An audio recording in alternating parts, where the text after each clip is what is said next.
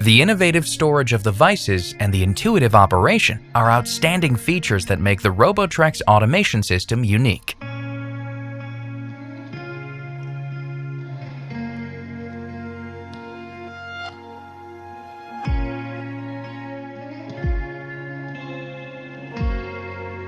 With the new gripper exchange interface, the RoboTrex 96 now has a new standard feature: a zero-point receiver on the robot arm, which guarantees even more flexibility and a wider range of processable part sizes. The pneumatic interface allows operators to switch between two gripper sizes. This enables the use of all components of the smaller RoboTrex 52 system, such as the Macro Grip Night King, in the same automation. RoboTrex 96 thus becomes a flexible 2-in-1 solution in which not only larger and heavier workpieces up to 25 kilograms, but also smaller parts in higher lot sizes can be automated efficiently.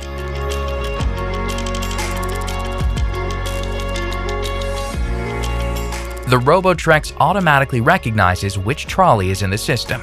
As a result, the robot sets up the right zero-point device and switches to the desired gripper, depending on the size of the vices intended to be used for machining.